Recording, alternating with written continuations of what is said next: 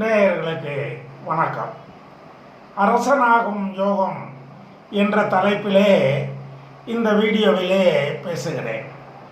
அரசனாவது என்பது ஆதி காலத்திலே நடந்த விஷயம். தற்போது ஜனநாயக நாடு, உலகமெல்லாம் ஜனநாயக நாடு. மக்களால் தேர்ந்தெடுக்கப்பட்டவர்கள்தான் அரசர் போன்ற பதவிகளிலே, உயர் அரசியல் பதவிகளிலே இருந்து நாட்டை ஆட்சி செய்கிறார்கள். எனவே அரசன் ஆக முடியாது யாரும்.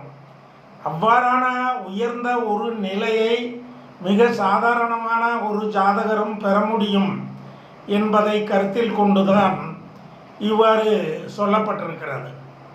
பொதுவாக ராகு கேது தவிர 7 கிரகங்களில் 3க்கும் மேற்பட்ட கிரகங்கள் ஆட்சி உச்சம் பெற்று நல்ல நிலையில் இருந்தால், இதர கிரகங்கள் கேந்திரம் பெற்று இருந்தால் கண்டிப்பாக அந்த ஜாதகர் ஒரு அரசனாக ஆக முடியும் என்று ஆதிகால ஜோதிட மூல நூல்களிலே சொல்லப்பட்டிருக்கிறது. அதே போல அடுத்து லக்கினம் அல்லது சந்திரன் இருவரில் ஒருவர் வர்க்கோத்தமமாகி லக்கினாதிபதி லக்கினத்திலேயே ஆட்சி பெற்று இதர கிரகங்கள் சுமார் 3 கிரகங்கள், சுப கிரகங்கள் அல்லது அசுப கிரகங்கள் 3 கிரகங்கள் சந்திரனையோ லக்கினாதிபதியோ பார்க்கக்கூடிய நிலையில் இருந்தாலும் அந்த ஜாதகர் அரசனாகும் வாய்ப்பை பெறுவார் என்றும் ஜோதிட சாஸ்திரத்திலே சொல்லப்பட்டிருக்கிறது. அதே போல திக்பலம் என்பது பொதுவாக சனியை தவிர, சனி 7ஆம் இடத்திலே திக்பலம் பெறுவார் என்று ஜோதிட நூல்களிலே சொல்லப்பட்டிருக்கிறது. நான் சொல்லும் அரசனாகும் ஒரு அந்தஸ்தை பெறும் ஜாதகர் சனியை தவிர இதர 3 கிரகங்கள் திக்பலம் பெற்று, இதர கிரகங்கள் லக்கினாதிபதியை லக்கினத்தை பார்த்தாலும் கேந்திர ஸ்தானங்களிலே இருந்தாலும் கண்டிப்பாக அந்த ஜாதகர் அரசனாகும் அந்தஸ்தை பெறுவார். இவ்வாறு ஜோதிட சாஸ்திரத்திலே சொல்லப்பட்டிருக்கிறது. இதில் முக்கியமாக 7 கிரகங்களுமே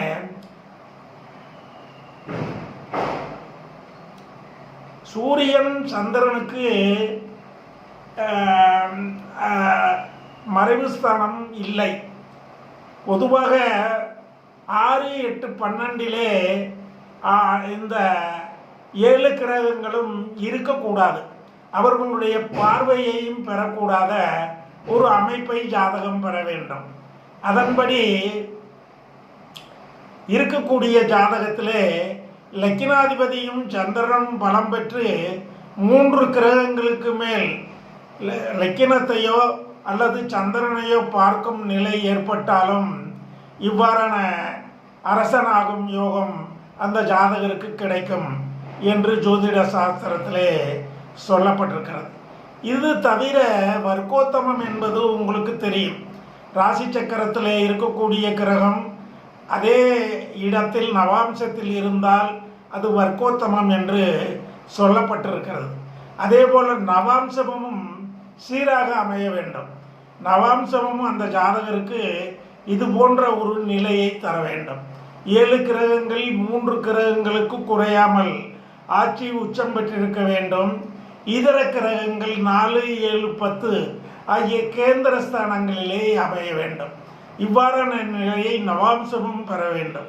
அவ்வாறு அமைந்தால் பரம ஏழை கூட அரசனாகும் ஒரு தகுதியை, அரசன் போன்ற ஒரு நிலையை பெறும் தகுதியை அந்த ஜாதகர் பெறுவார் என்று ஜோதிட சாஸ்திரத்திலே சொல்லப்பட்டிருக்கிறது என்பதை தெரிவித்து, இந்த வீடியோவை காணும் எனது அன்பான நேயர் அனைவருக்கும் எனது நல் வாழ்த்துக்களையும் வணக்கங்களையும் கூறி விடைபெறுகிறேன். நன்றி, வணக்கம்.